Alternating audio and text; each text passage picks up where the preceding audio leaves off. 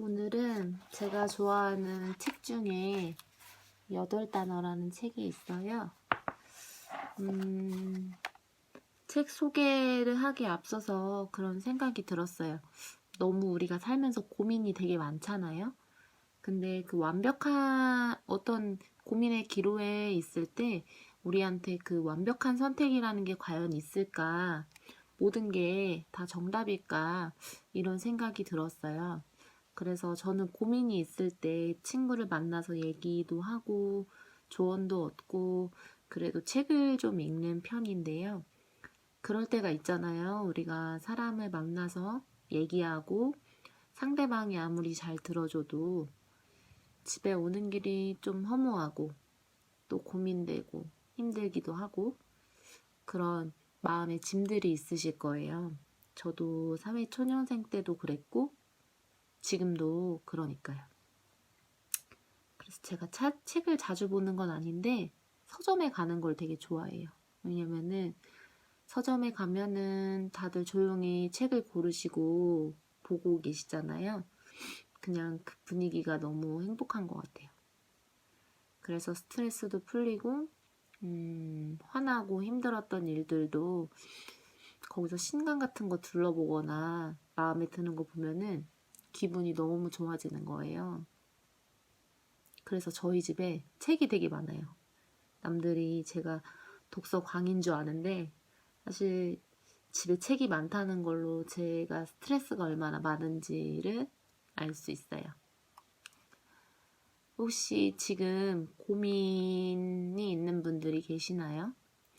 어떤 분들은 워킹홀리데이를 갈까 말까? 내가 잘할 수 있을까? 영어는 어떡하지? 또 어떤 분들은 저처럼 이직을 할까 말까? 아니면 내가 어떤 사람이랑 연애를 해야 될까? 지금 이 사람이 나랑 맞는 걸까? 앞으로 내 인생을 내가 어떻게 꾸려나가야 될까? 이런 미래 계획 세우시는 분들도 되게 많을 거예요. 근데 우리가 살면서 늘 선택의 기로에 있고 많은 선택을 순간 하잖아요. 예전에 혹시 이휘재 나왔던 인생극장 아세요? 너무 옛날 얘기인데 지금 생각해보니까 제가 옛날 사람이긴 한가 봐요. 무한도전에서도 예전에 패러디한 적이 있었는데 거기 보면 주인공이 하루 종일 선택을 하는 게 나와요.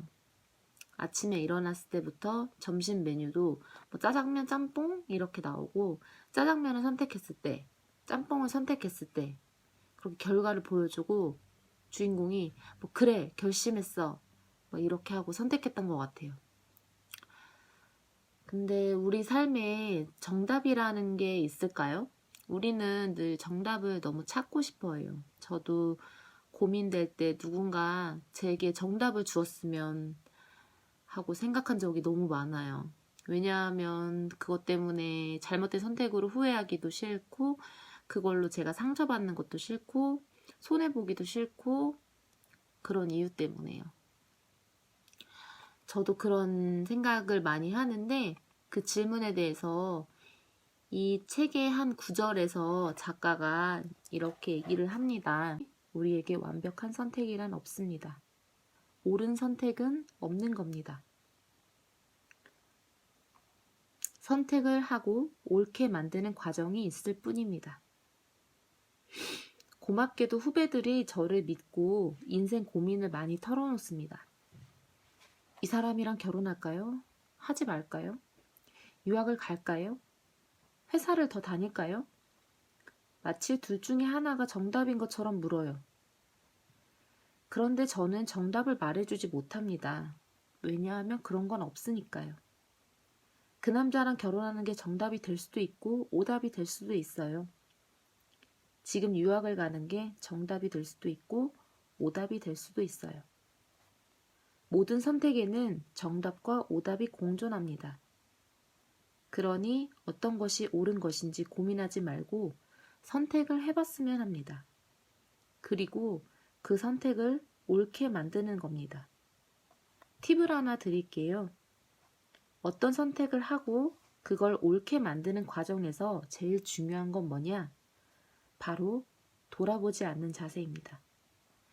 만약 그 남자와 결혼하기로 결정했어요. 그래 놓고 다른 남자가 더 좋았을지도 모른다고 생각한다면, 혹은 결혼하지 않고 달리 살았다면 하고 생각하면 별거 아닌 일로 부부싸움이 시작되겠죠. 그건 미련한 짓이잖아요.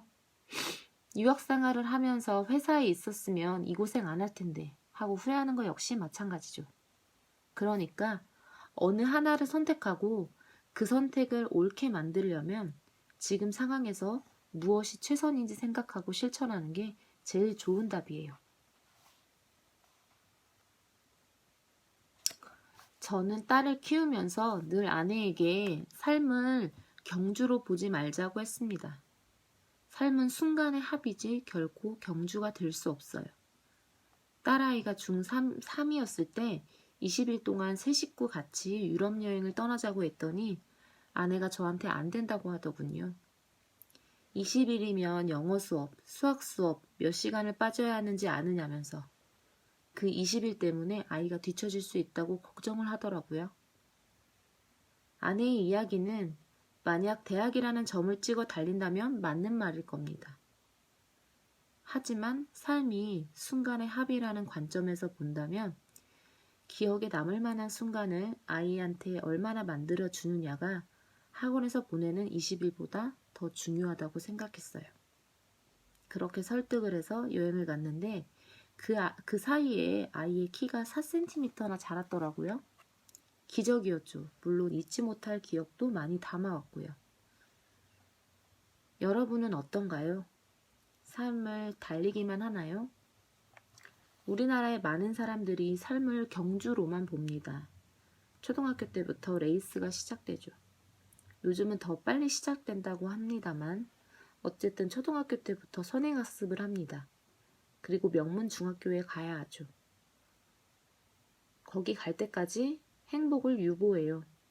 명문 중학교에 가서 3일 정도 좋아하다가 다음부터 다시 행복을 유보하고 특목고를 향해 달립니다. 특목고에 들어가면 또 서울대에 가기 위해서 다시 행복을 유보해요. 서울대에 가면 대기업에 들어가기 위해, 부장이 되기 위해, 임원이 되기 위해, 아파트 평수를 늘리기 위해 우리의 행복을 유보합니다.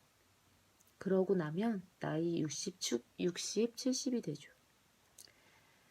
지금 이 순간 현재의 의미를 부여하지 않으면 행복은 삶이 끝나갈 때쯤에나 찾게 될 겁니다. 순간에 의미를 부여해야 합니다. 그렇지 않으면 우리의 삶은 의미 없는 순간들의 합이 될 테니까요. 만약 삶은 순간의 합이라는 말에 동의하신다면 이 찬란한 순간을 잡으세요. 나의 선택을 옳게 만드세요. 여러분의 현재를 믿으세요.